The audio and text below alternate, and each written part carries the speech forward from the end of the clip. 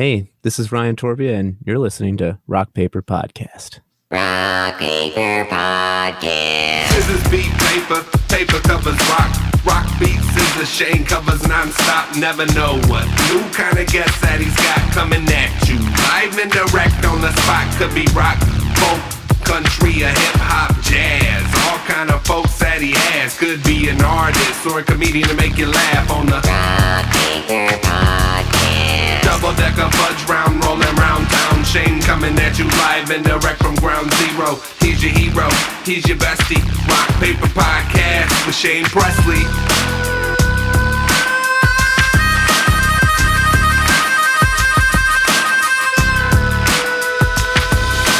Rock Paper Podcast. Hey, everybody. Shane Presley here, Rock Paper Podcast, coming to you from St. Louis, Missouri, hanging out via Zoom with Ryan Torpea. Welcome back to the show, my friend. Hey, how's it going? Good, man. Three, right? We did Al Holiday Horns, Mm-hmm. and we did a solo one, just the two of us, and then this is number 3, right? Yeah, and I think it's been just about every 2 years or so. Right.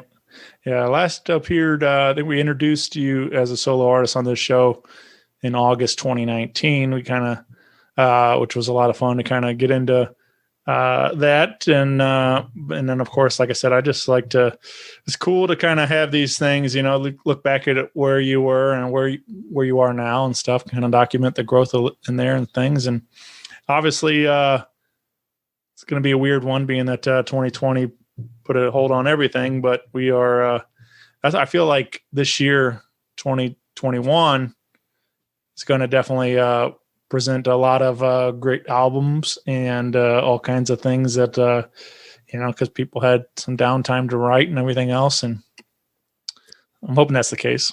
Yeah, man. I mean, I think everybody kind of had a moment to rebuild and recoup there. Sure.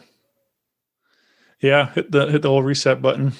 But I'm glad that we're finally starting to come back around. I mean, I know just today as we're recording, they announced shows coming back to the Fox. I know, that is awesome. That was a big one for sure. So I think a limited cap at 250 starting out. So, but it's a start, man. So yeah, and they're keeping it local, which is really cool. And just that just gives back to the community so much for everybody who's been, out of work or wanting to play or not. Yeah. So. But yeah, man. Anyway, I just thought this would be fun to catch up with you. And obviously, you are got some new music on the way. You got a new project you're with the YouTube channel you're working on. So a lot of things to kind of talk about. But I don't know. I love just doing this show just to catch up and talk. I mean, it does, even if it's not about music. So it's just good to see my buddies, especially like I said, we haven't seen each other in quite a while. So it's nice to catch up for sure, man. Yeah, man. It's great to see you. And, I know still kicking and yep. Always count on Shane to be doing his thing and pressing forward and just making an absurd amount of episodes of Rock Paper Podcast. Hey. I like to party, so I'm trying, man.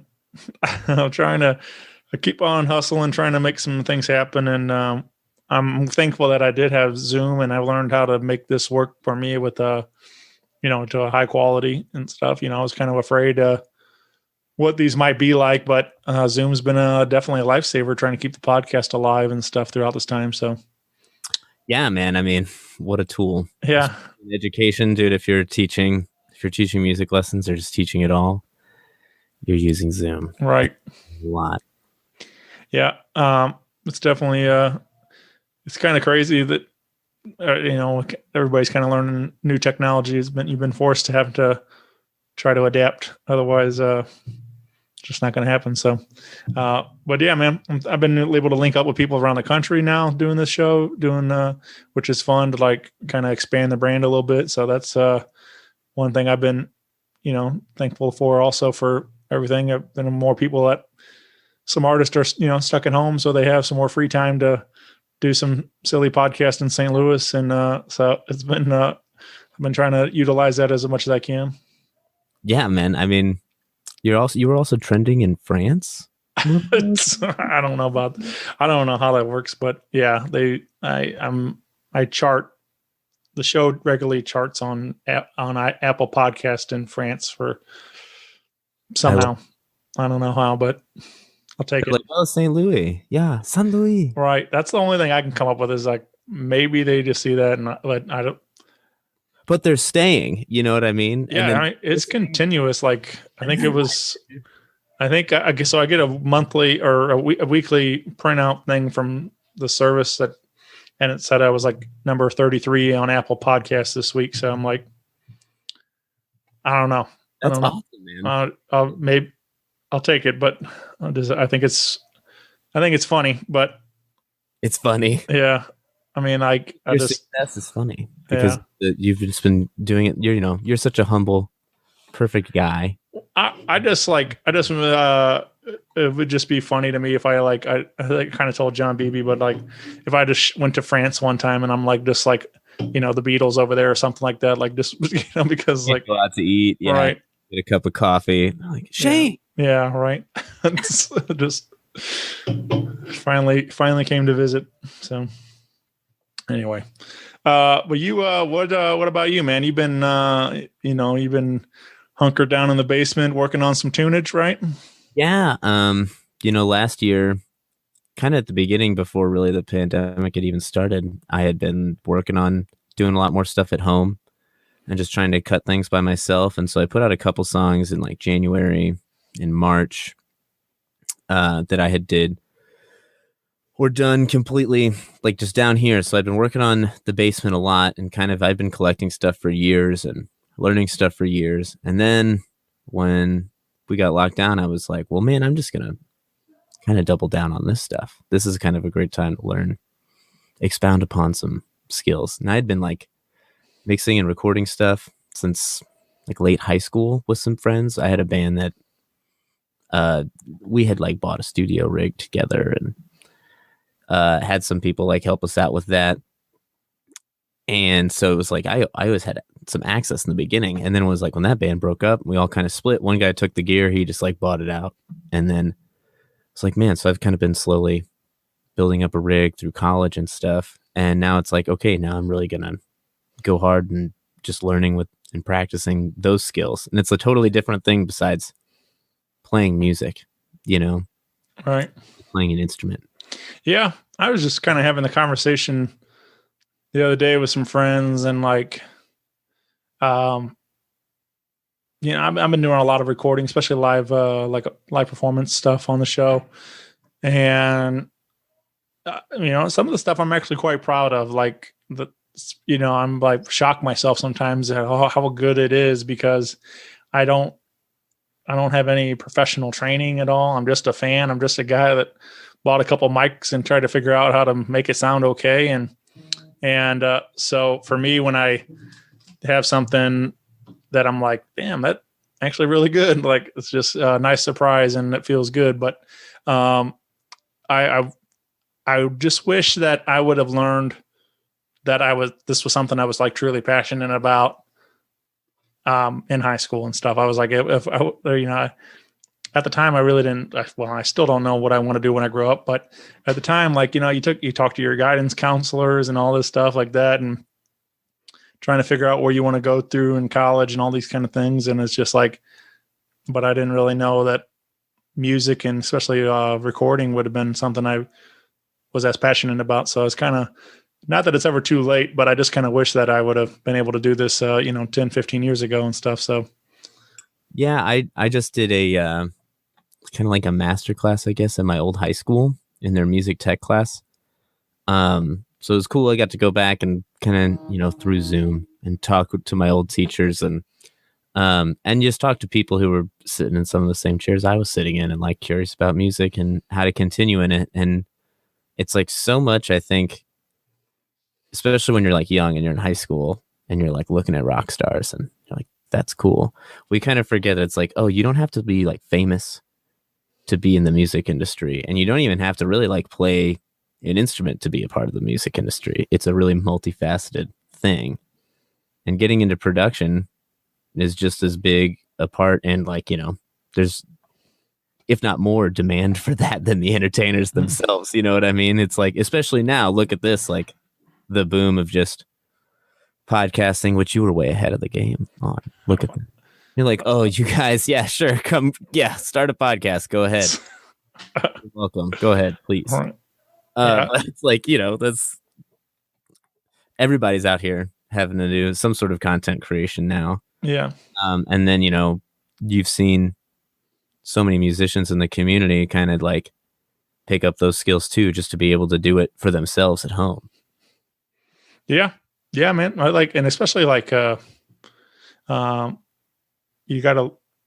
got to like try to figure out something and doing like demos or whatever, even if it's just that, to be able to present to a studio and things. So even there's some way to record some high quality demos and stuff. So I've been trying to do my part to help out some of those in need and things, and offer what little bit of advice I can give. But, you know, I've been trying, but yeah, man, it's just cool. Like, it's fun to find things that you're passionate about and like find new things that like to challenge yourself, you know, even if, like I said, you were trying, you know, you're all these different instruments, you know, as a musician, but, you know, to challenge yourself to learn something new about recording and stuff during all this. So, yeah. And it was like kind of having an idea of like, oh yeah, I knew how signal flow worked, and I knew how, you know, I knew some of the gear that I needed and like couldn't do certain things without. But I also started kind of just being like not afraid to just do some stuff, you know? And I just knew that I wasn't going to be able to go into a studio for a while. Right. And I'm like a big fan of just supporting local studios too, because there's people who went to school for this, and, you know, that's where their like expertise lie. And, you know, going to a professional and paying them for their time and their expertise is super important. So I always want to push that a lot and stress that a lot. But in the age too, where it's like you have to kind of be putting stuff out all the time, and you need to at least be making some, you know, something for social media or whatever, or just something fun. And challenging yourself, or like you said, doing demos, it's like everybody's kind of starting to get to a point where you have to have some sort of rig at home to do stuff.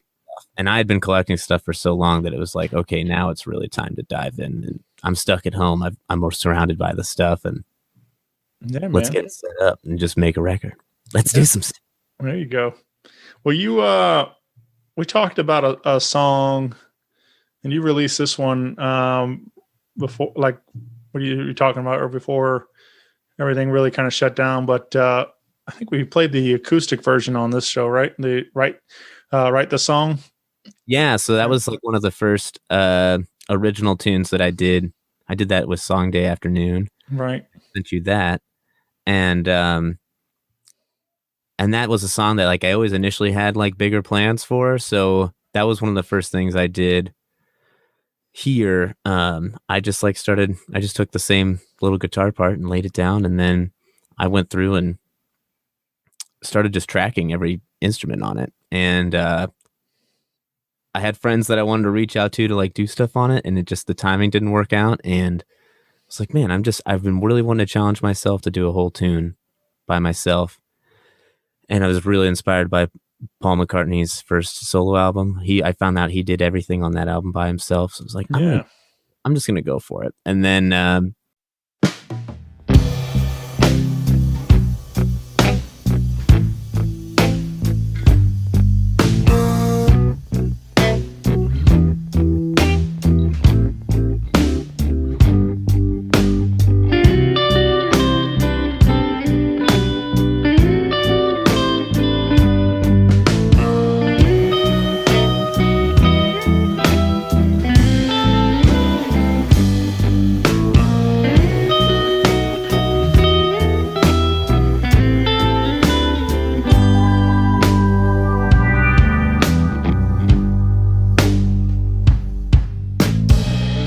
God damn it, I'm so tired, but I don't need no sleep.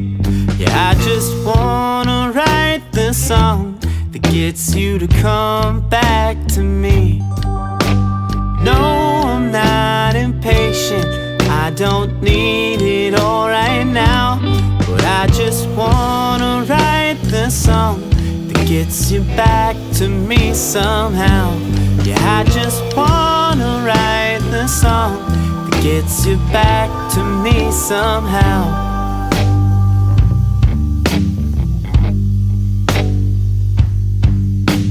I know I've got no power, especially over you, but I just came to play this song in hopes my feelings could cut through.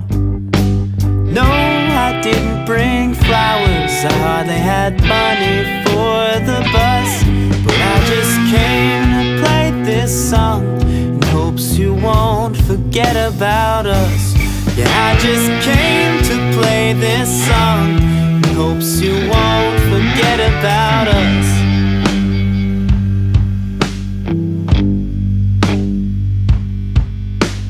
Thinking about a smile and hearing your laugh everywhere, wondering who's blessed to hear you giggling tonight. I could probably take him in a fight, could stop worrying and be alright. I could show up and hold you tight, but I know that's not quite what you're looking for.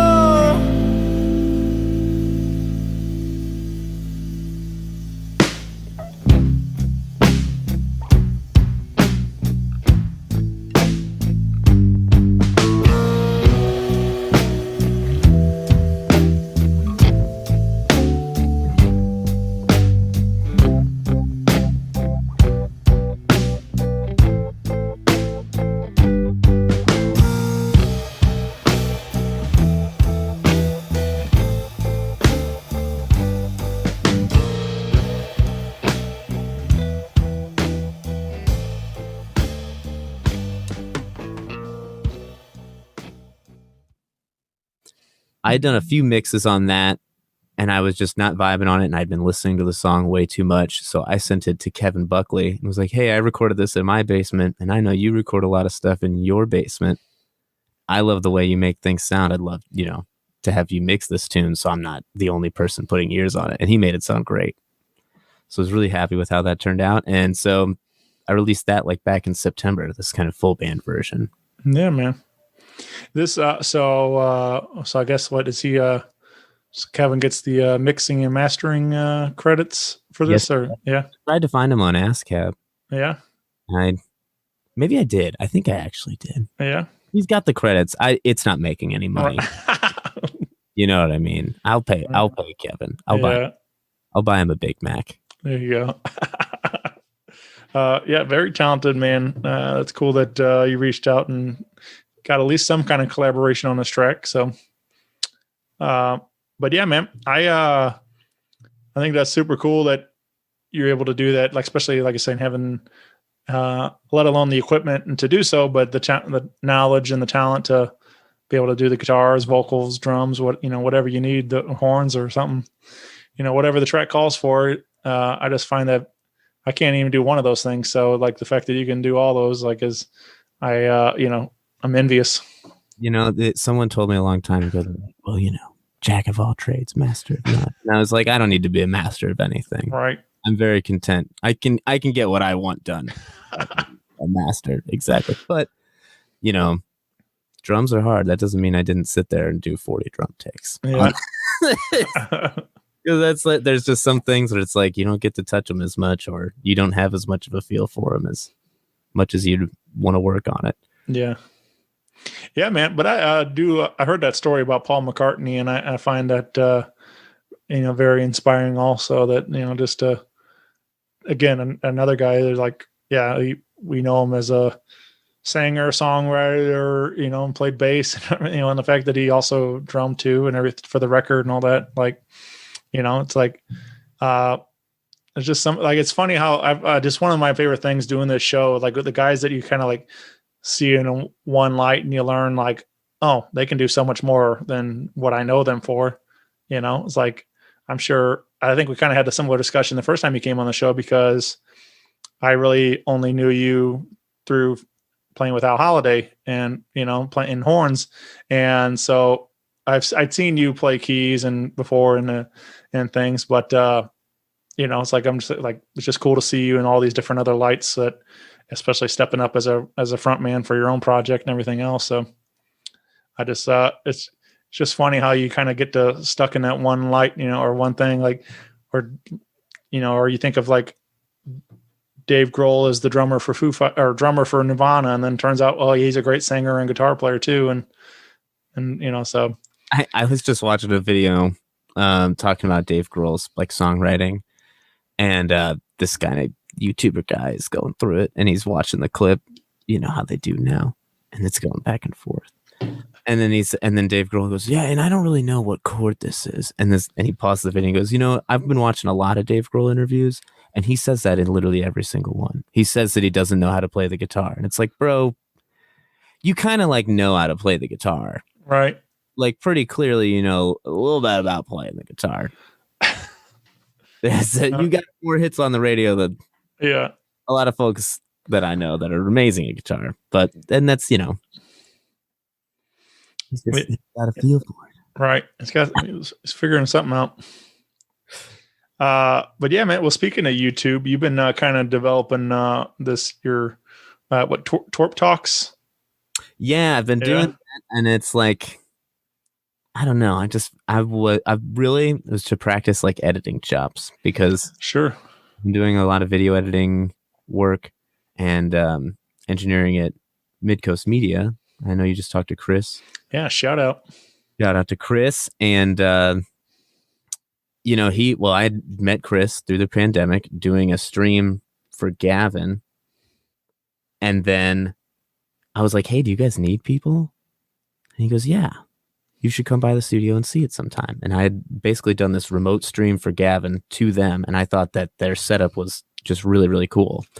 And he let me check it out, and then they basically trained me on some video editing stuff, and they were like, that's cool, you have a background in audio,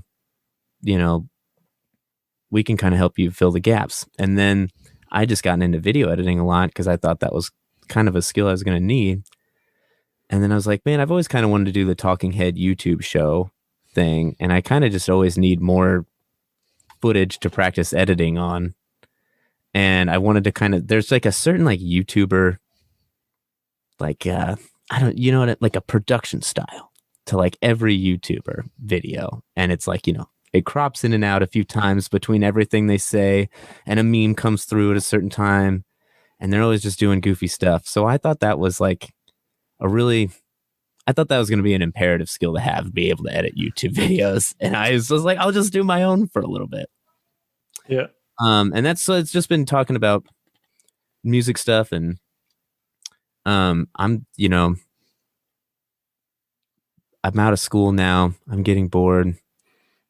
You start to feel like you have a little bit of like ethos in your field, and you're like, I'll talk about some things that I've learned. It's like, I'm a young guy. I don't know exactly what I know, but I can at least offer some insight. And then I find out that people are like sharing them with their kids that are thinking about going to school for music, or are just kind of curious what it's like in having it as like a career. So that was kind of neat to find out that, some people have been sharing it with their kids, and old teachers of mine were sharing it with their students. And, so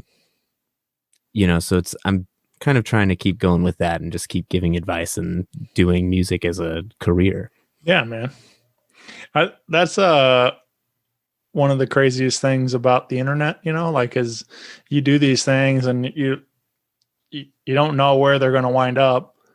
But, I've had people on the podcast, and then like, obviously I'm not like sharing it to people, but they happen to listen because they're with somebody or whatever. I don't know. And then like, I get these messages every now and then, like, I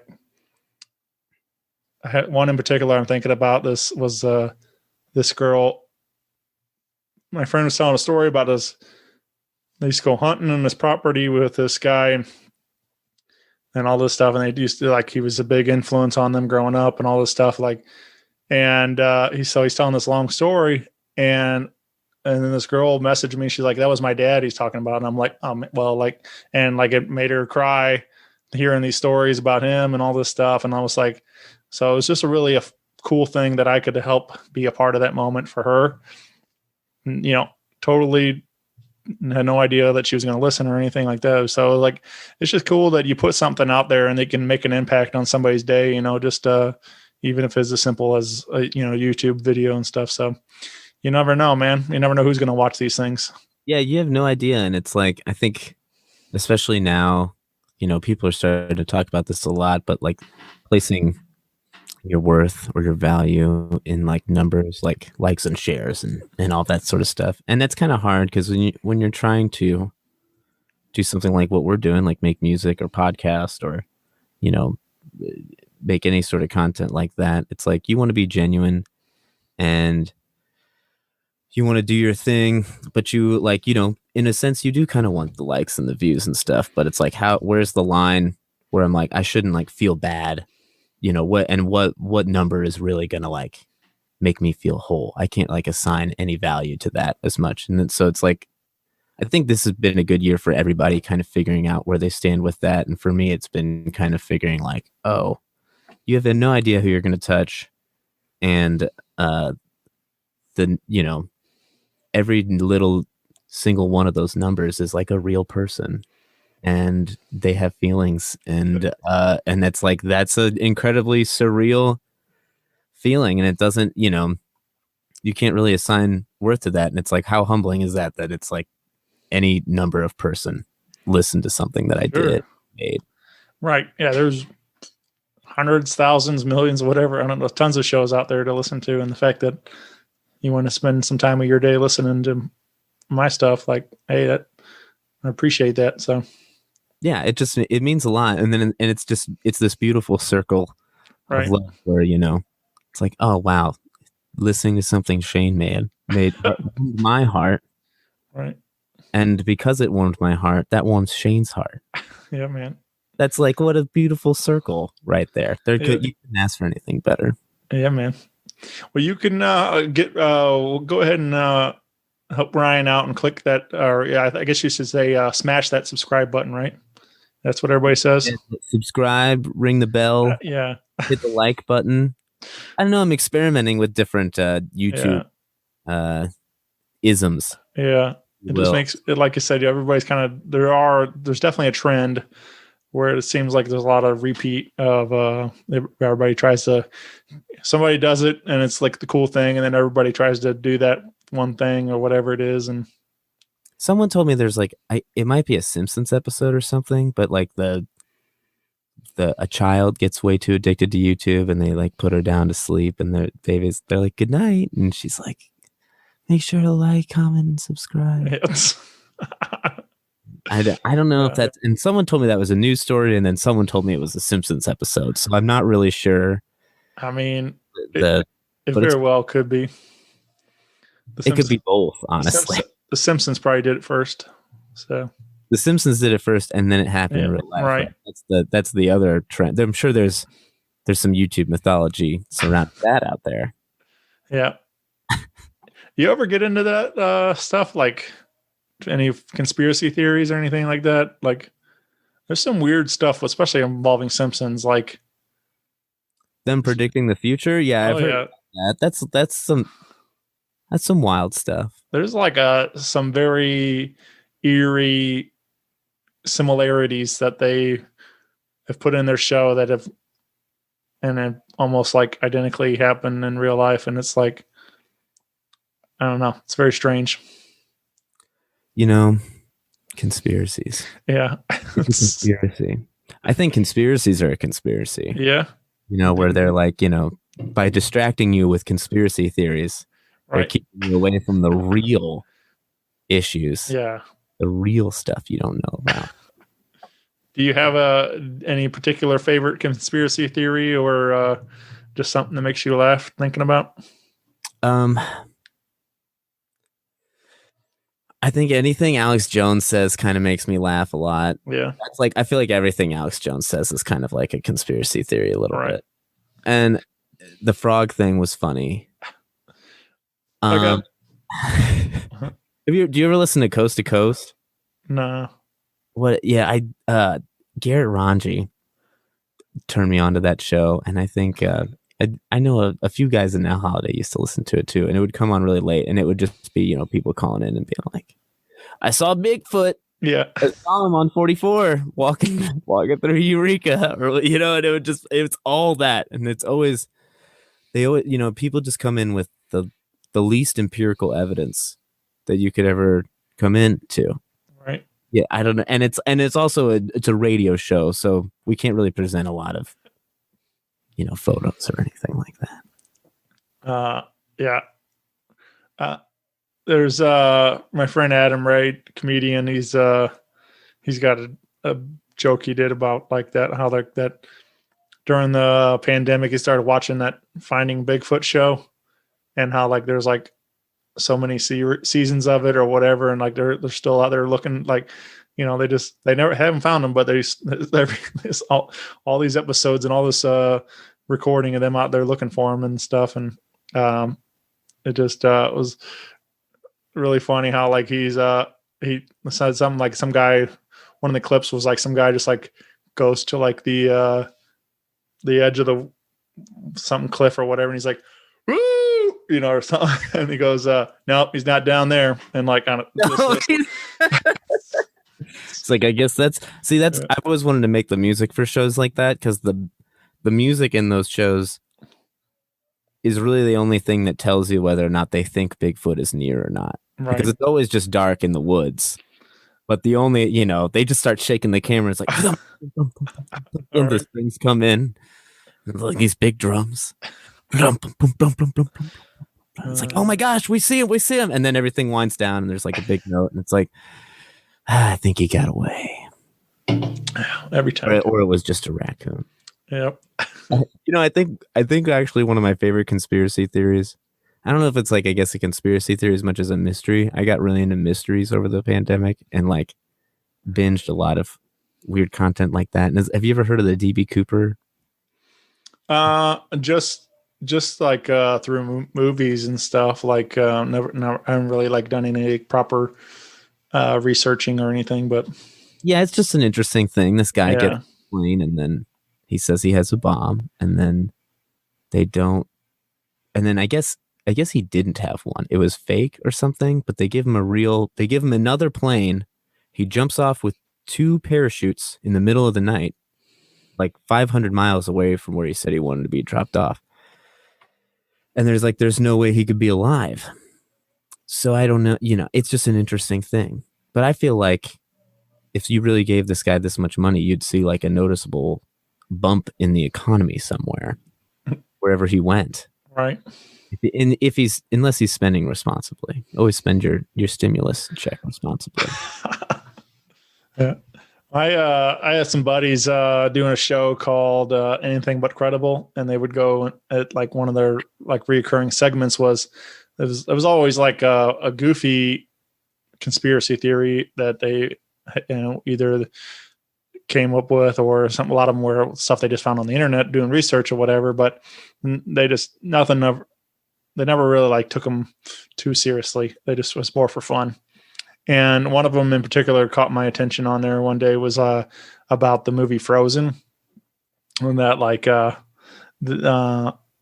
the whole thing with like Walt Disney like preserving his head or whatever, like they froze his head, and like it was like this huge story, and then like in order to like bury it, they had hired writers to create the movie Frozen in order to because like if you ever Google searched like Disney Frozen, it was always about Walt Disney's head until this movie Frozen came out, and now you can't ever find it because it's like buried in the algorithms and stuff now. And so I don't know. It was something.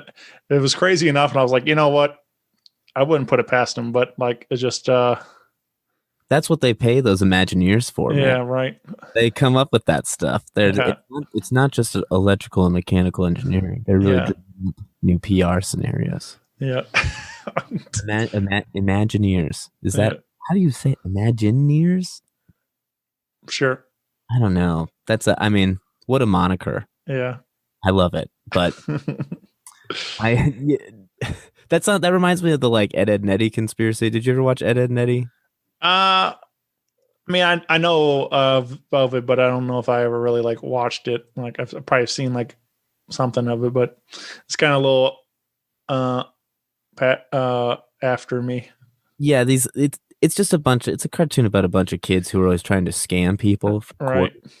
And they live in this cul-de-sac. But then, like when I was in like 7th grade, and that show was starting to get a little bit old, and we were starting to get on the internet a little bit more. The big conspiracy was that they were all like in purgatory. That's why they never left the cul-de-sac. That's why you never saw any other place. Was they were like, no, they're all dead, and they're living in purgatory. And I was like, what a ruthlessly terrible, morbid theory. There's no reason that it's not like white all behind them. It's just they just don't ever leave their neighborhood. You're a kid, where do you go? And you don't walk all the way to Eureka from South County on your own. I don't know. Yeah. They went to the Jawbreaker store one time. So then it's like it kind of disproved that whole theory. Yeah. There was one of those theories I saw, speaking of wanting to like ruin your childhood. I talked about it I think the other day, but like somebody posted a video on Facebook. It was like one of those TikToks. But it was from like the Lion King, and it was like something like it was a good screenshot from Google, like that. Like, do hyenas eat lions, or something like that? And it was like, no, lions eat lions.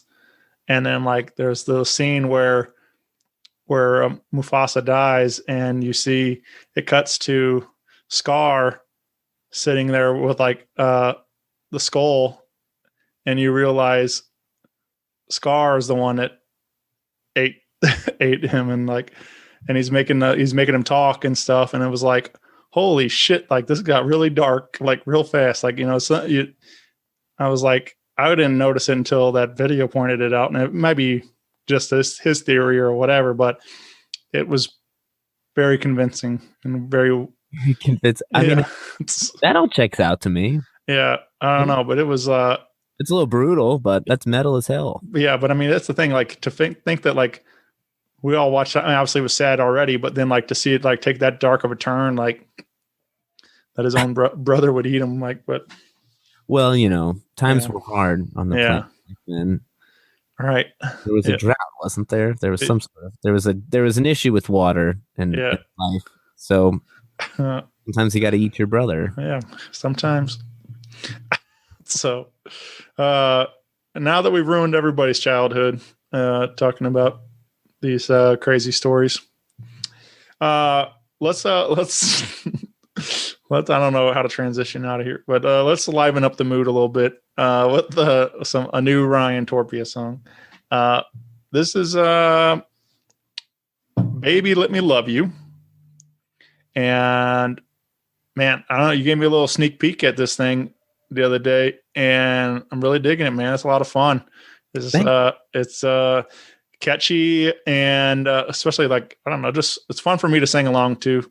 And I was listening to it a few times a day, man, getting ready for this. So oh man, I appreciate that a lot. Yeah. I had submitted this to some like live stream with like this LA guy who did the music for the Lego movie. And he was like, hey, send your stuff to this Dropbox and I'll review it live on our YouTube stream. And I watched this thing for like 2 hours, and it's mostly like all hip hop and stuff like that. And then some like music soundtrack stuff. And then he gets to my song and he plays it, and he listens to mine longer than anybody else's. So I was really like excited. Like, whoa, he's really like, man, what's he going to say? And he doesn't say a single thing. He just keeps listening to it. And then he gets through about the second chorus or whatever, and he pauses it and he goes, yeah, man, the hook's just no good. Sorry. And I was like, oh, okay. Okay. Well, that's all right. Awesome. That's cool. But I was so, I was just like sitting there like, wow, he's really right. Think about, or maybe he's going to give me some great critique. Like, man, you should really like, it's really close, but do this, or, block this. It's like, yeah, man, hook's just no good, man. That's dumb. And then he was like, cool, on to the next one. That's LA. Yeah. I don't know, man. Like I don't know. Doing this show enough. Like, and I've tried to be open about anything. I'm never really like that guy. I could never be that guy just to like shit on somebody's art. You know, it's like everything's open to interpretation. I mean, what he listened to a song for 2 minutes and he's got to figure it out that it's crap, you know, or what, like that in his opinion. You know, it's like I just feel like it's all relative. You know, it's like just because that guy didn't hear it doesn't mean somebody else doesn't hear it and doesn't connect to it, or you know, whatever like that. There's a lot of things that aren't for me but I don't ever want to just criticize it because it's not, you know, I don't like it, because like I said, the next person probably going to love it. So I mean, yeah, I was like, I usually don't feel that kind of stuff would usually maybe knock me a little bit, but like everybody I'd shown this to was like, dude, this is one of your best tunes. And I'm like, all right, hell yeah, thank you. That means a lot to me.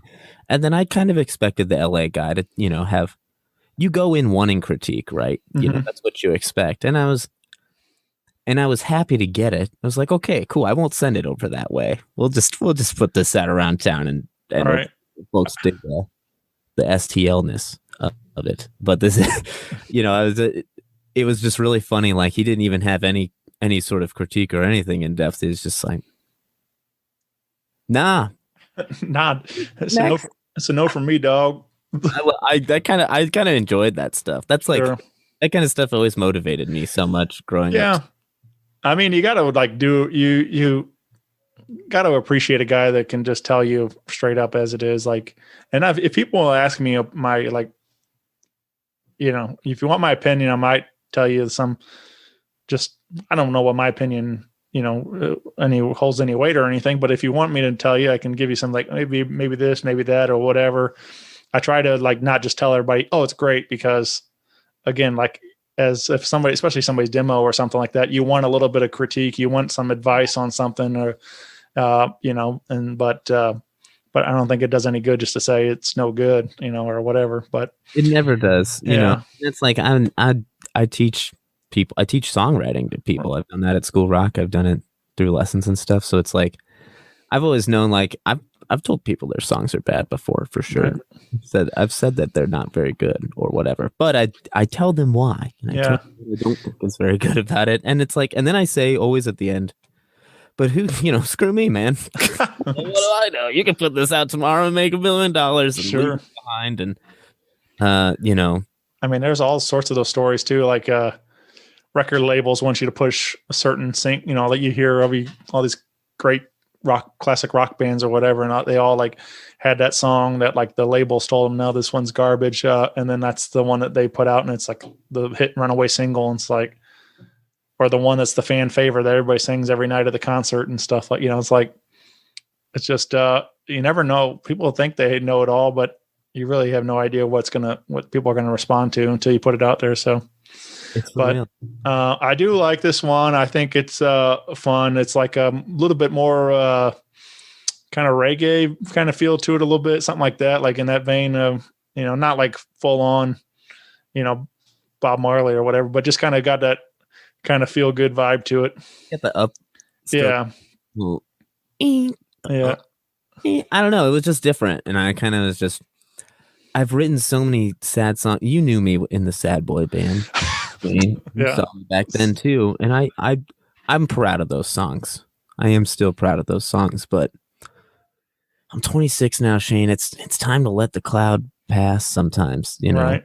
And it's been kind of cool with this new season for me, is doing the solo thing, to just like write some happier tunes. And I got sad ones, trust me. but now I can have a couple happy songs on a record, right? And it feels good. And so, yeah, I mean, just this one, I was really excited about, because I actually did get the rest of my band in on. And I got Nick Lampman playing guitar, and Jared McFarlane, drummer from Al Holiday, is also playing drums on this. He recorded it at his own studio. These were all recorded at kind of home studios. The drums were done in a nice room, in an undisclosed location, but they were done in a good room, and on the DL, if you will. And then my buddy Adam St. Clair played bass on them. and then I kind of did some of the other guitars and the other keys and the vocal stuff. And who knows, it could be mixed entirely different by the time I send it off tomorrow from what you have. But the big thing with doing this lately for me that I've also been like, okay, hard end date, get it really good weeks before that, and then chill on it for like a month. And then every time I feel really called to open up Pro Tools again and mess with it. Like, okay, I can do this one time, a couple times, but it's going out on the 30th. Like it's getting out of here. So it's like you have to, you know, I think I told Jared one time when he was asking me about the progress of it, I said, well, they're pretty good. I think if I do anything else, I'll mess them up. So I don't want to. That's the thing. Like sometimes you can tweak and edit so much to where it's like you just sterilize it to where it's like has nothing left to, you know, there's nothing, whatever made it great, you know, you just like, you can get to where the point where you just ruined it because it's overproduced and over edited. And sometimes it's nice to have just that real life energy in it and stuff, you know? Yeah. And that's been a really fun, you know, I kind of expected to feel like, and maybe you'll feel differently, but I kind of expected to feel very, very dry doing a lot of stuff by myself or doing a lot of things where it's like multi-tracked and almost every instrument is done on a different day, you know, almost a different month or a different week, you know, in totally different spaces. And I'm happy with the way that one turned out because there is more people than just me playing on it. But at least for me, like when I did it, it feels like, and you know, I'm trying to put my heart and soul out there in my basement by myself. Like I'm trying to emulate that same feeling and tap into that feeling, especially now because we can't like go out and do things as much. So it's been really interesting being on a side of writing music where it's like I'm always listening back to it through speakers, and anything I lay down or any mistake I make, I hear. But also, you know, like keeping some of those, I don't know, you know, that's just a production stuff. And like you were saying, just overproducing things. It gets really easy to just sit here and throw a ton of stuff on. And then at the end of the day, I have to like start pulling things away. Right.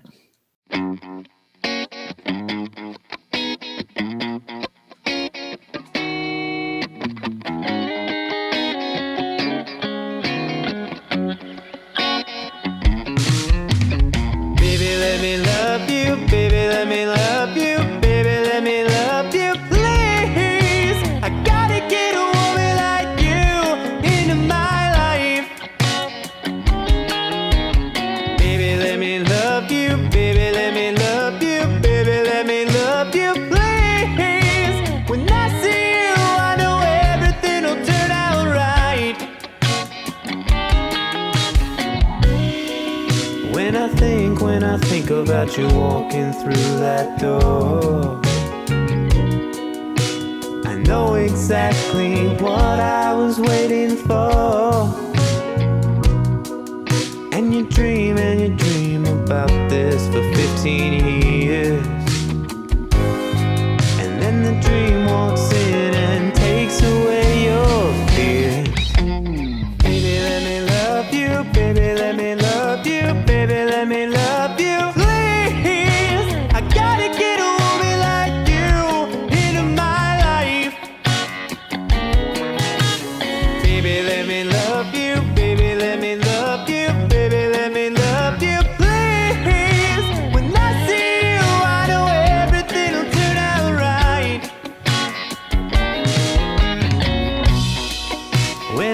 It just clicks and you know it down in your soul. You know exactly what you were waiting for. And you scheme of a way to keep her close. But she's not running away, and she loves you the most. Baby, let me love you, baby, let me love you, baby, let me love you, please. I gotta get a woman like you into my life. Baby, let me love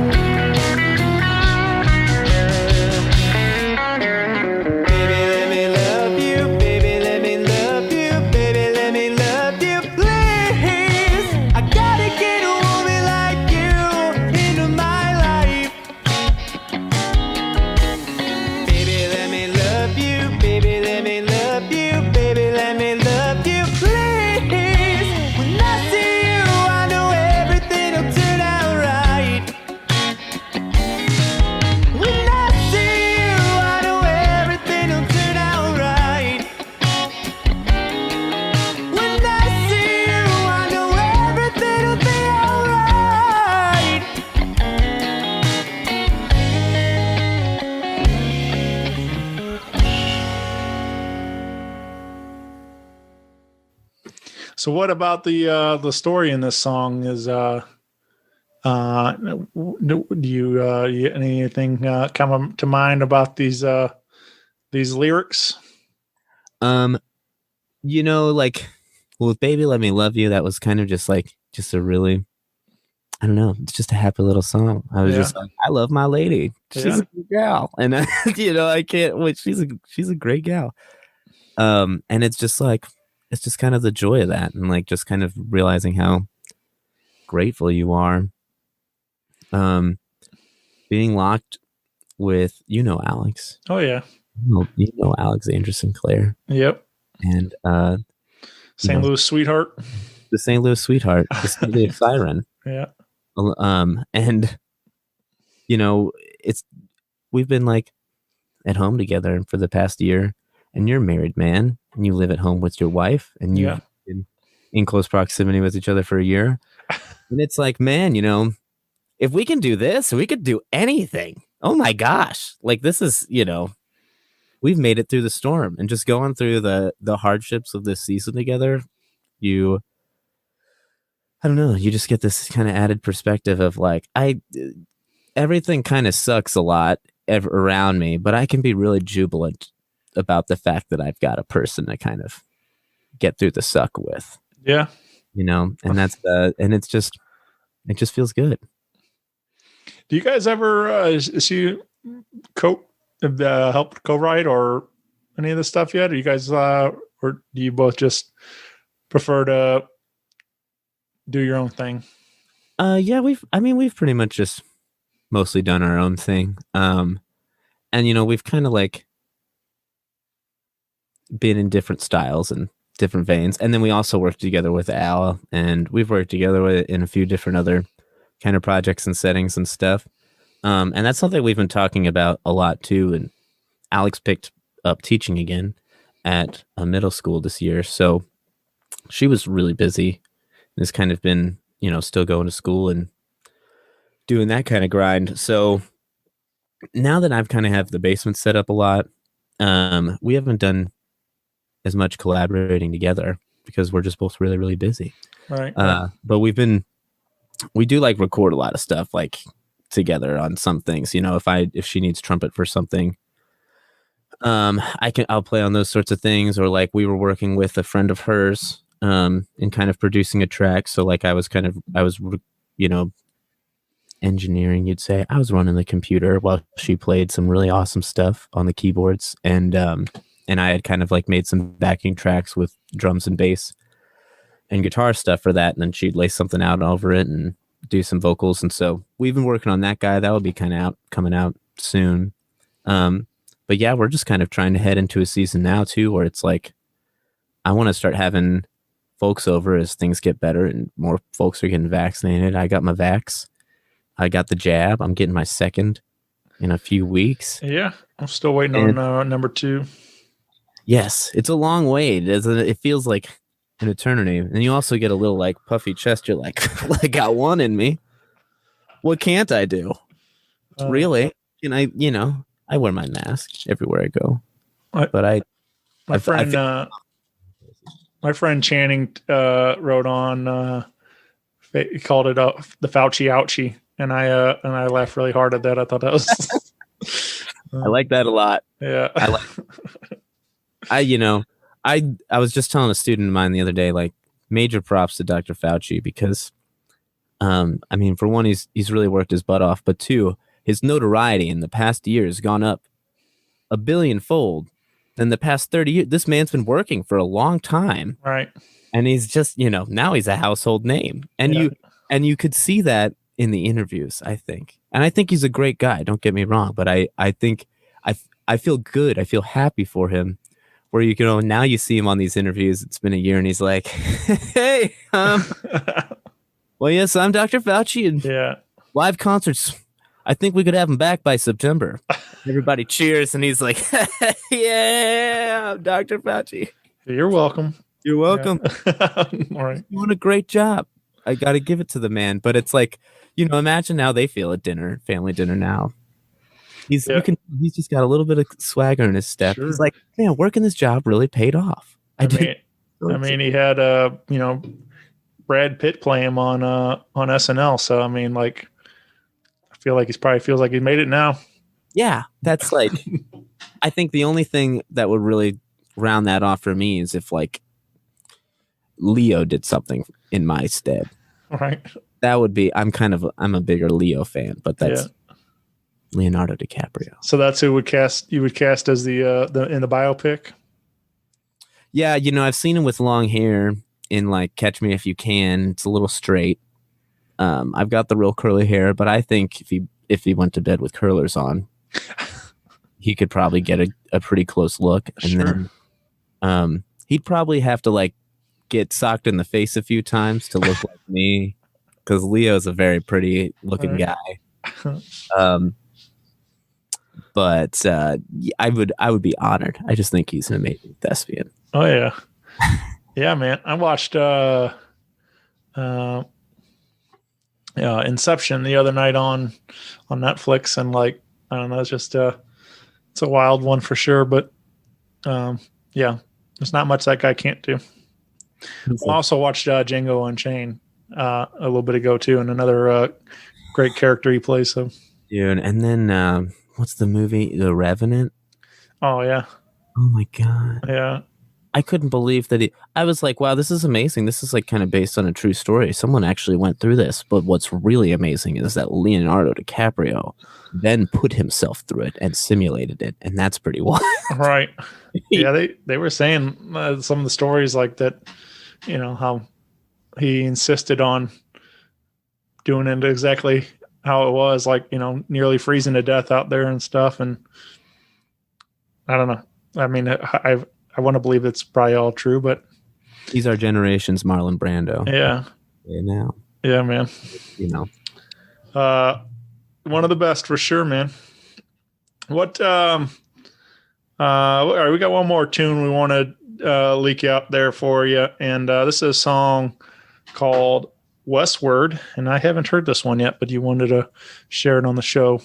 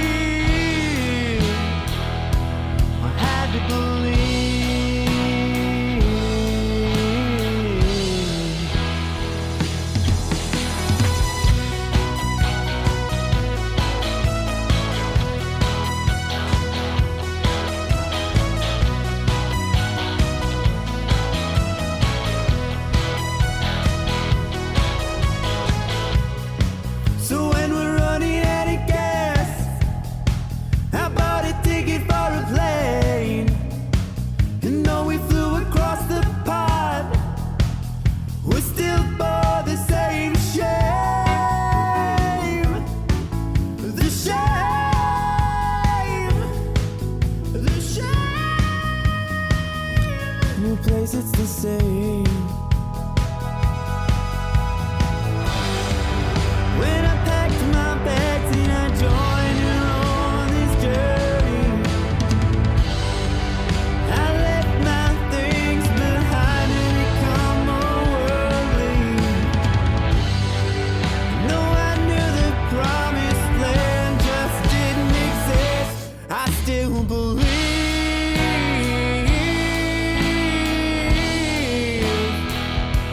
I still believe.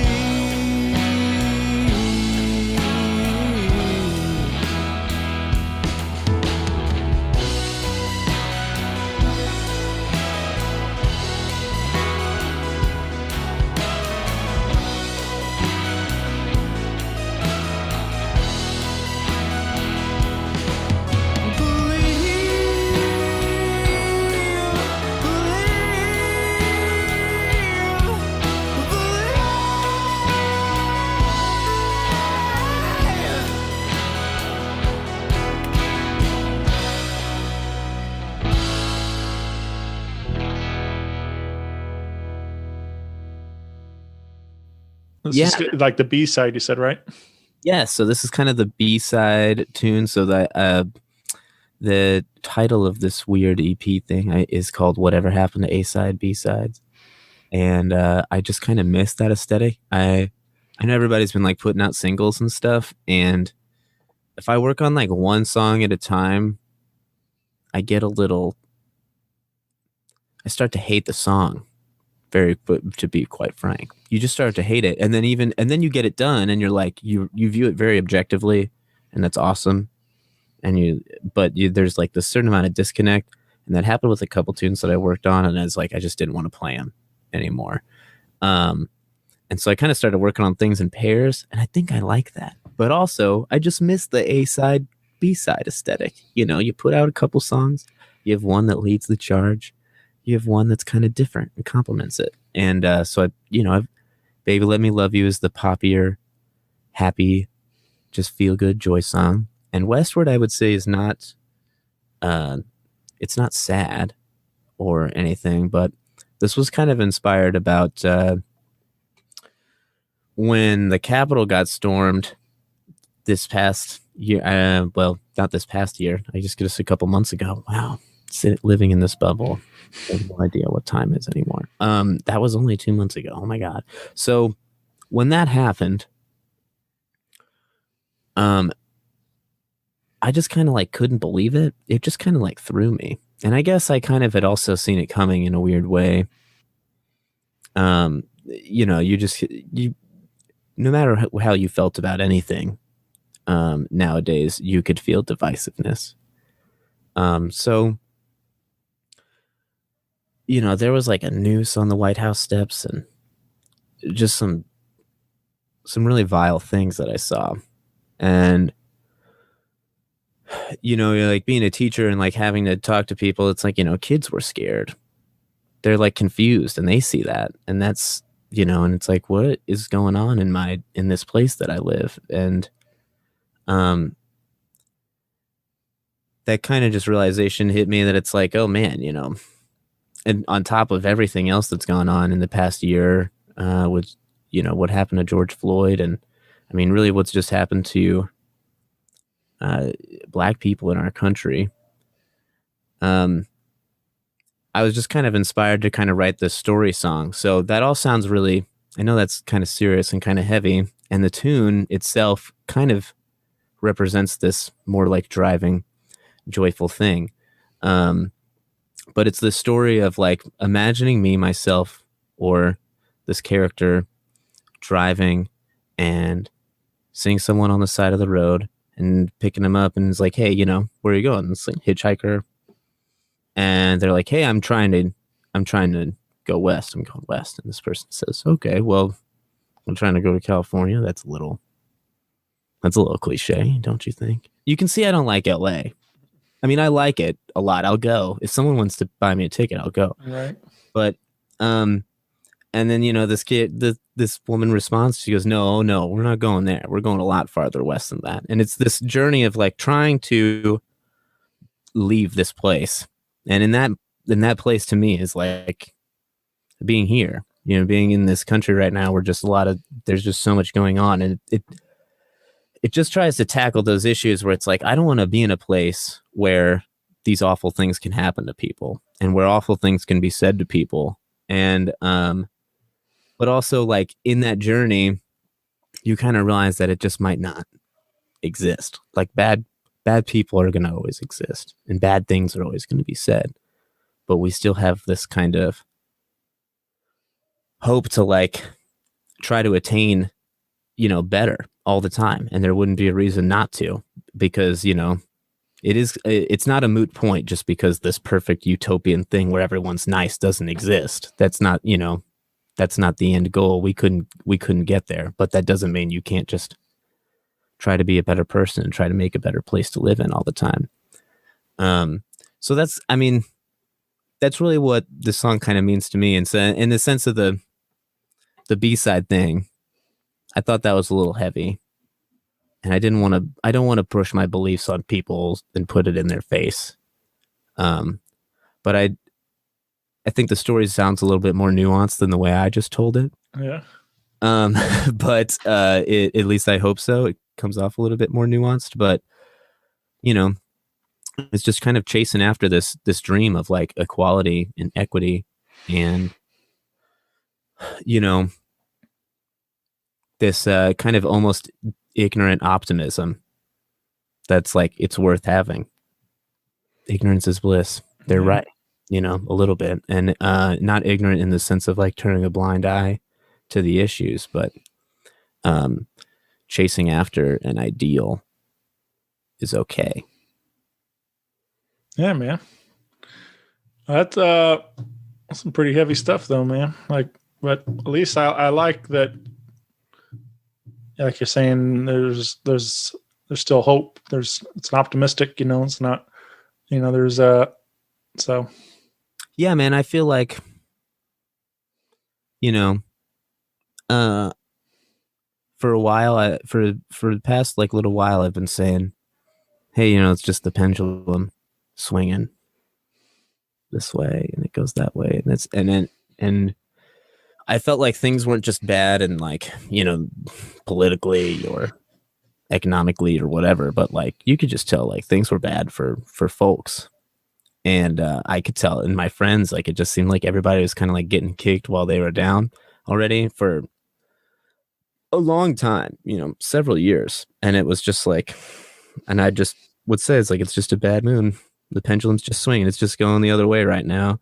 And, you know, the past little while, it just seems like it's starting to go the other way. And that's just like a perceived thing. I don't know. I'm not like, I like astrology's cool. I'm not going to pretend that I know a lot about it. Right. But, you know, whether you want to call it astrology or, you know, you believe in a creator or however you look at it, like something's moving the right direction again. And I just feel that, like, you know, when you put your feet on the ground in the dirt, you kind of like, you feel that. Yeah. So it's like, man, I just got a lot of optimism and I've never been able to attain this kind of ignorant optimism for myself. So, and especially in like the crappiest year of I think just about everybody's life. And that's not me trying to be like, oh, I just keep a smile. Right. You know, it sucks. Stuff totally sucks. But, I don't know. I've been able to hold on to this kind of like idealism in a way that I think younger Ryan would have like made fun of me for. So I don't know. Yeah. Well, yeah, man, I don't know. I'm with you. Like in my personal stuff, I lost my mom in December 2019, and then that went right into a global pandemic. And, you know, she was diagnosed with cancer in June of 2019. So like from then June to like early 2021, man, like, you know, I was like finally starting to get like a feeling I'm kind of coming out of it. It was like I definitely was dealing with a lot, let alone that, and then a global pandemic on top of that, and all of those stuff that we dealt with, all that, and then election year and everything. It was just like it was quite piled on quite a bit there for a while, and I just finally feel like I'm coming back around now. It's like I did my part to put on a smiling face and stuff, but like it was definitely a struggle, dealing with all that stuff, and then finally like getting to a point where I feel a lot more, positive about everything. So yeah, it's it's difficult, and that's not something I'm going to remember. This feeling, I'm going to try to hold on to it, because there's going to be a time, either soon or very far away, where, we don't have that again. And it's like, these are the moments that you you're going to look back and be like, well, man, I made it through that. And I felt really good when I made it through that. And I remember exactly how it felt at the beginning of it when it didn't look good. Right.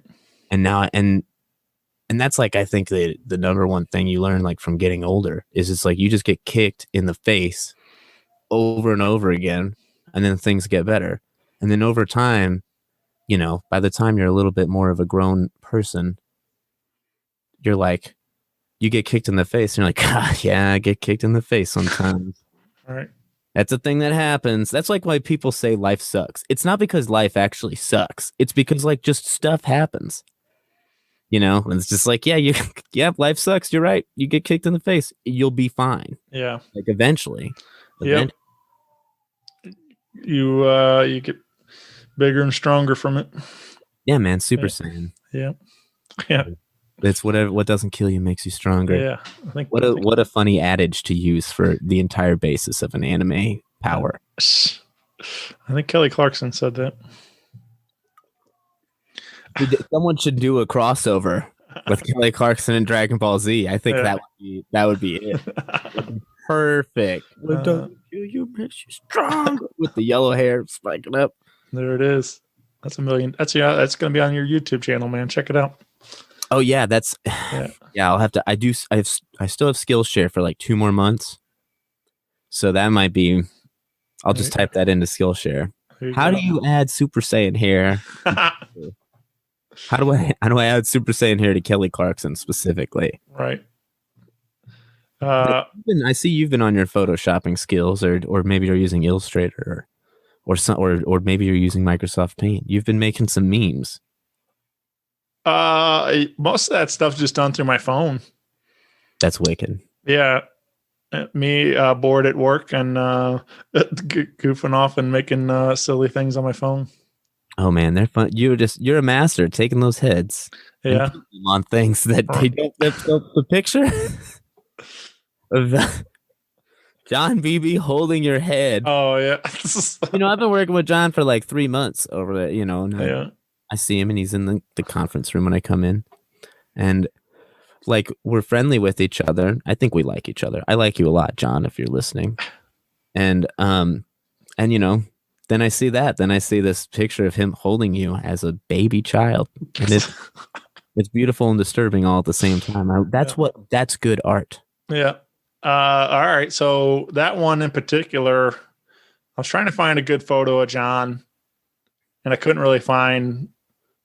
He doesn't have like a really like a current headshot, or anything like that. So I was like, and I found that one, and I was like, man, this could be funny enough. And then like, obviously, I'm not going to put a picture of his baby out there, so that's why I put my picture on it. And but that was a little tricky because it's that angle, so I had to take a picture from this side. I know, but you killed it. That's like that's what made me so happy. Wow, that's not usually with it, we're all trying to do these quick jobs, and it's like you'd be looking at the floor with your neck. Yeah. Like, oh yeah, this is me at prom in 2004 or whatever. But you really, so did you take a separate picture with the correct angle? I took a selfie for it, so I could edit it right. That's the Yeah. That's the real work we doing out here. Yeah, man. But no, I have a ton of fun with those. Just as like, especially there's a lot of them you don't even see. They don't even make the. They're like just put them in group chats with my friends and stuff, and like, so I. You should make Twitch emotes. Yeah, sure you could make Twitch emotes for people on Fiverr. All right. My buddy, I've been doing a little bit of Twitch with my buddy Gabe. He's got a show, Stone Dog Entertainment, on there. He's been doing he does like a Wednesday night podcast, and then along with playing games and stuff throughout the week and things. So, but yeah, I'm still very, very new to the whole Twitch world. So I'm learning. It's an interesting platform. Definitely different. I've been called a boomer because I know what Cheers is. And I just turned 26 like 2 weeks ago. Yeah. And I'm like, I don't even know if I'm technically even a millennial. I think it might even be Gen Z, depending on who you talk to, where they put the line. Because you know what the TV show? Because I know, because my name is Ted Danson on Steam. Oh, yeah. Yeah, and it's a picture of Ted Danson. So I do kind of, you could mistake me for just being an old man if you didn't know who Ted Danson was. Right. You'd think I'm just Ted Danson sounds like an old guy name. I've got a picture of gray Ted Danson, not Cheers Ted Danson. So, getting called a boomer, that's an interesting one. But yeah, right. I'm waiting for I got a few gray hairs this year. Believe me. Yeah. But you so I've been going around asking a couple of questions and having some fun with these, and so if you don't mind entertaining some of my stuff, what's a dream duet or collaboration you would like to see for yourself?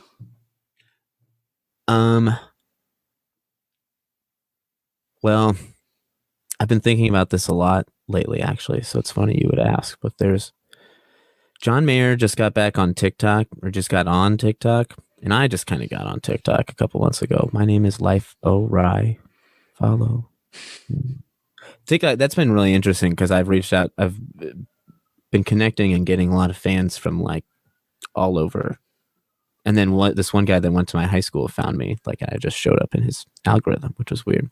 So I kind of that's kind of ignited my flame for John Mayer again. I mean, I've always loved the JM, but he's like doing really educational stuff because, I've been on there and you go through TikTok and there's a bunch of, it's young people, younger than me. I'm allowed to say young people now. It's young people. I mean, you are a boomer, so. I am a boomer. So anyway, being the boomer that I am, these youngins, they're going through and they're like, this is how you play Neon by John Mayer. And it's always wrong.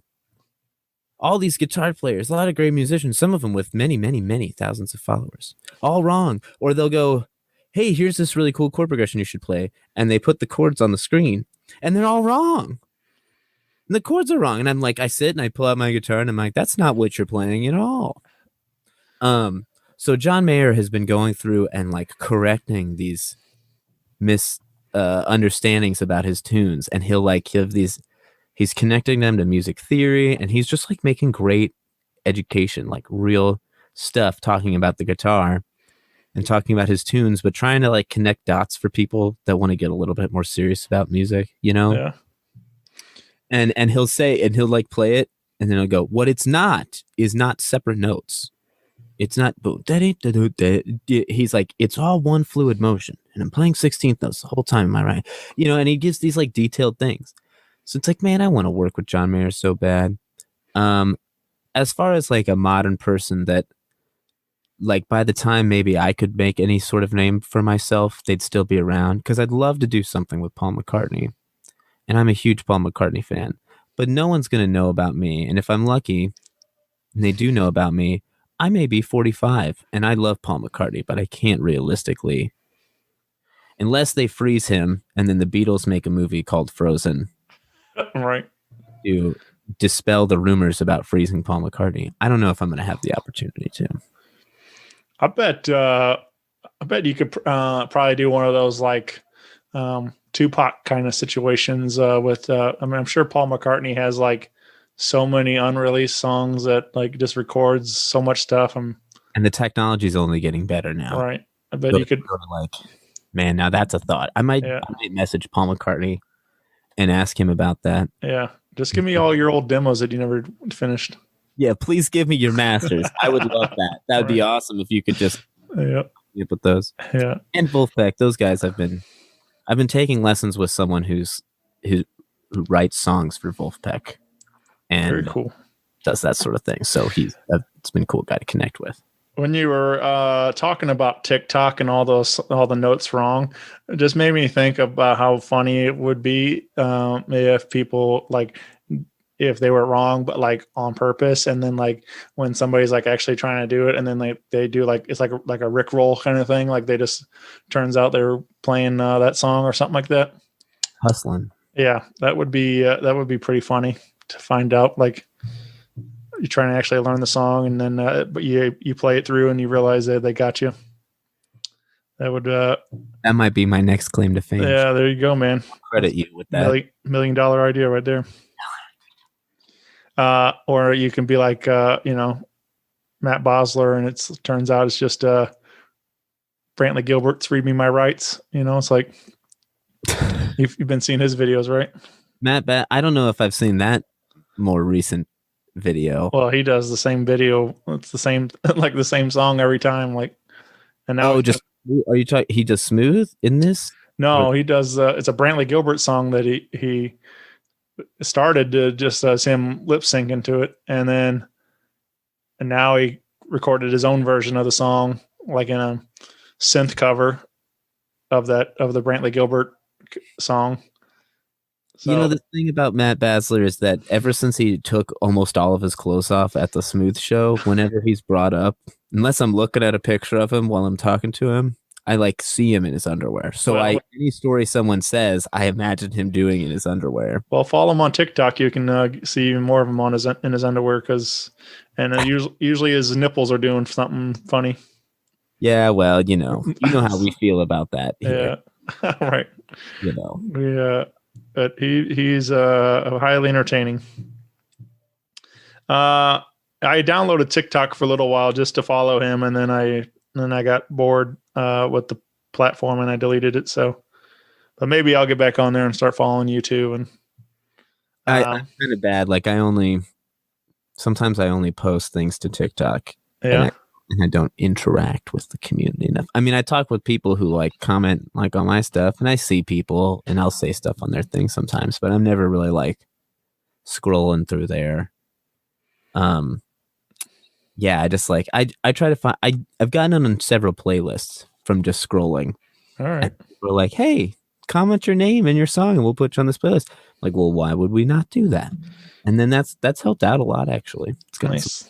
So it's an interesting medium. Yeah. Where the youngins are. All right. All right. So the day comes, we have a Ryan Torpea action figure. I'll let you either choose your 3 accessories or your 3 pull string quotes. What do you what do you feel more confident about? I think my 3 pull string quotes would probably be Sheboygan. That's like an expletive I use, or sometimes I use it when I'm excited, or sometimes I use it as a period to a sentence. Right. I don't know why. And I actually looked up Sheboygan and found out that it was a town in Wisconsin. That would be one of my pull string quotes. I think the other one would be fake it till you make it. Because that's my career is founded upon that.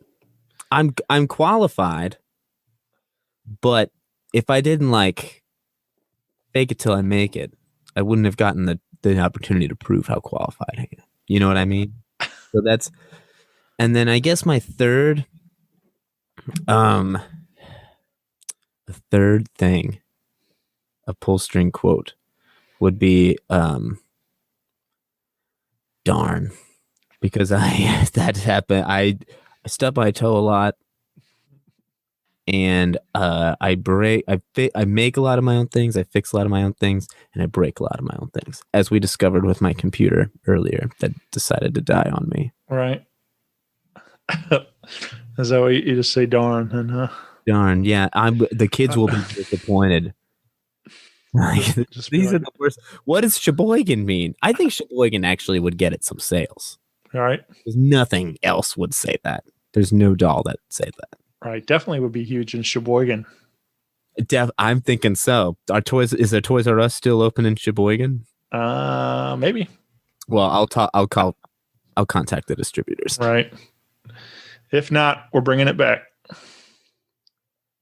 Yeah, man. It's so weird to think about life without Toys R Us. I thought it would be weird, but it actually turns out I don't buy many toys anymore. Well, yeah, but I mean, to think about like that, there's a whole generation that doesn't even know it existed. You know, it's like, oh yeah, you know, it's like that. That's the sad part about it. Wow, that's like, you can tell where my mind's been. Right. Think about those poor kids missing. Yeah. I guess it's just like they have, like, you know, you have tech decks on your phone now. That's just an app. And kids have phones for some reason. All right. And you know, there's other. Yeah. All right, man. What about you get to say? All right, say you're like at the concert and you're watching the band pulls you up on stage and you get to sing one song with the band. What's the song and what's the band? I would want to do "Don't Let Me Down." And are we talking like the band, like we're at the Savas Center kind of thing, or like we're hanging, we're at Venice, we're like playing with the boys? I mean, this is your dream. We can make it whatever you want it to be. This is a dream that's come true then. Yeah. I played "Don't Let Me Down" with Old Soul Survival, and that was really, really fun. Nice. Sometimes I'll do that with them, or like, you know. That's such a killer tune, man. That's one of my favorites for sure. That's almost a more, because I think if I had to do something like, you know, at Riverport, and like Bruce Springsteen was like, "Oh, you know, here, come on. Come!" You know, he just screams everything. Come on up, and let's play "Don't Let Me Down." Yeah, Torp dog is what he'd say. That's what Bruce Springsteen would probably call me, Torp dog. And then that'd be cool, but like my knees would be shaking a little bit. You can't just throw me on the spot like that, Bruce. We just talked about this last night. I didn't think you were going to actually do it. So, you know, a much more memorable experience is playing. I literally daydream about that all the time. Like just Old Souls Revival and Venice Cafe. That was the last thing I saw before everything closed down. Yeah. And then maybe that's why it's etched in my brain, but it's like, that's probably the one thing I'm like looking forward to the most. It's just like that exact thing happening again in the new. And then if I get to play "Don't Let Me Down" with them, then that would be a ton of fun. But, you know, Neil, he's just such a sweetie. I love those guys. You will make, it's like when they play, the cats that play come out, and then Neil goes, "Hey, this cat can play. Come on up and rip one on this." It's like Nigel Solomon playing on "Angel from Montgomery." I remember that. That's etched in my brain from that night right before the pandemic happened. It's like, whoa, sounds good. Yeah. Sounds good. Rick Wagner, you talked to him recently. Oh, yeah. Screech and Holmes. And he played that night. I remember that. I played that night. I think, I mean, dude, everybody played. Because Neil's just a sweet guy. And it's always a party. And that's, I'm waiting for that to happen again. Right. Well, shout out to Neil and Old Souls Revival. Do you ever watch that SNL where Adam Sandler played Bruce Springsteen? Like it was Courtney Cox hosted. I'm gonna Google that, and probably whenever we wrap this up, that sounds incredible. It is one of the funniest things. But your impression is basically what Sandler does. Like you can't understand anything he says. He just mumbles stuff and like. But Courtney Cox hosted, and that was the whole premise. Was like that she got her like first big break in Bruce video. Pulled her up on a concert or something. Yeah, and it was the dirt, the whatever the song. I can't think of the song title now. Dancing in the Dark, right? He sings very different on that song, right? So it's so Sandler starts like recreating the music video. He's got like the same outfit, and he starts doing the leg stomp thing, and like I don't know, just I'll send you a link. It's one of the silliest things. Does he kiss the saxophone player? Because Bruce would do that. There's like it does cut not to but there's just it does cut to like the real music video, and you see like some guy, and I don't know if it's Clarence or not. I'm not positive, but there's a guy like clapping and it's so funny. So you have to watch it for sure. But that's the best horn player gig ever. Like, what other horn player plays in a band like that, and where the band is the guy's name, and you know the horn player's name, just right. And no one knows who plays drums for Bruce Springsteen. You know. Yeah, they're proud. I'm sure the drummer's very proud of that gig. And I don't know about now drumming, but I used to know the drummer's name. Oh, really? Yeah, because Max Weinberg used to be their drummer, and I know that because he was on Conan O'Brien's show. Oh, yeah, he was there. It was the late night drummer. Whenever he wasn't on the road with Bruce, he was the drummer in Conan's band for a year. So that's the only reason I know his name. Well, but you know, okay, the bass player from Bruce Springsteen. Right, yeah. Let me throw it. We'll find something. Yeah, I couldn't chimes for Bruce Springsteen, because he's got to have a chimes player with all those. I mean, how do you do all those tunes without the chimes? Yeah. Well, yeah, man. We'll get find Ryan all over your Facebook and your Instagram and your TikTok and your Spotify and your YouTube. On the stuff. Most of the things, it's just my name. Yeah. Ryan Torpea. If you want to find me on TikTok, it's Life O Rye. I think Instagram is A Ryan Torpea. It used to be the Ryan Torpea, and then I felt a little pompous about that. And Alex was like, "But you are the Ryan Torpea, like you're the only one." And I'm like, it just depends on how the person reads it in their head. Because if it's the Ryan Torpea, that's different. But if they read it as the Ryan Torpea, that has a little bit of pompous air to it. So I don't know. I've been experimenting with branding this past year, and I think I'm really starting to hit the nail on the head now. All right. Changing the pro, or not the pro. What do you call it? An adverb? The modifier? Yeah. Been out of school too long, man. So those are my handles. And then we're on Facebook at RT, facebook.com/RT Shaky Hands. That's a thing. Yeah, man. So obviously we got the single coming out, the A-side, B-side, like you're saying, we talked about earlier. And what's the due date on that? When we're expecting that to be live? I'm putting that out April 15th. That's tax day, right? Tax day, yeah. It'll lift all of our spirits. Man, maybe I should go change that. What a bummer of a day. No one's gonna listen to that song on tax day. You can see how often I do my tax. April 15th is never tax day for me. Right. So maybe I'll do the 16th or something. Well, or you can listen to it while you do your taxes. Sure. You know. But that's the due date for that, and or the release date. Artwork by Tony Lampman, the twin brother of the guitar player on the record. So, and it's a beautiful. He made this little cartoony drawing of me sitting at a record player. I think it's me. I don't know who else it would be. It'd be kind of weird if it was somebody else, but it could be. Again, I'm really worried about being pompous these days.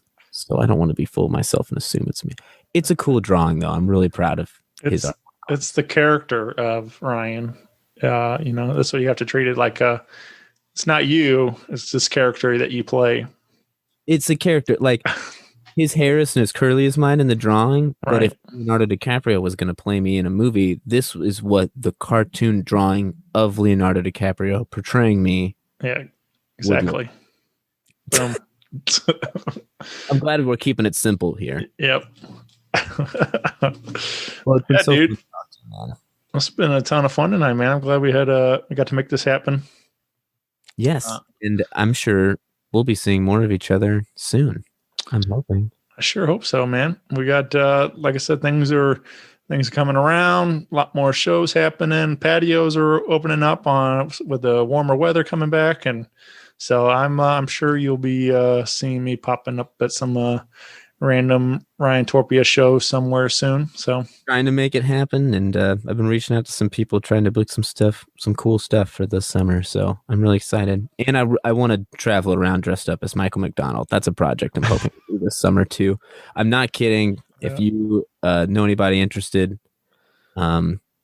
please contact me. It's not a tribute. Yeah, it's just I'm just gonna put a touch of gray in my hair, and I'm gonna do a Michael McDonald impression at almost every bar that I can in one night. That's my next big project after the singles. I was on a kick for a while. I tend to go. So if I listen to something, I tend to get like stuck in my head, but just like one line of it on a loop, and that happened a while back with Michael McDonald's I Keep Forgetting. It was just that line of like, forgetting, I'm not in love anymore. So, yeah. But I just got so like hooked on just singing, I keep forgetting, and it just made me laugh so hard every time.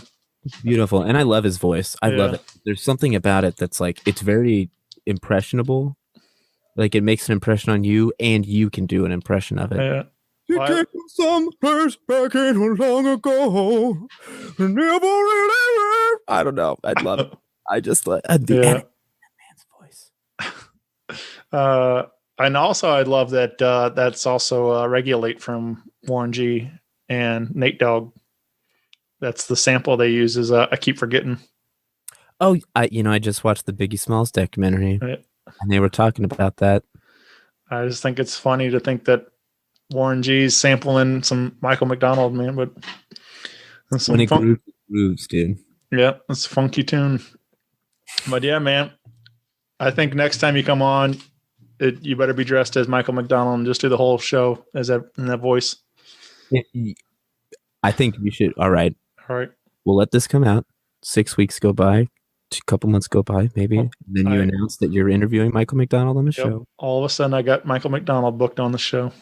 It's really me. How would they know? Well, I'm going to cut this part where we said that, so nobody's going to know. So it's just good idea. Good thinking. All right. Thanks, Ryan. Lovely seeing you, Shane. Yeah, man. Thanks, buddy.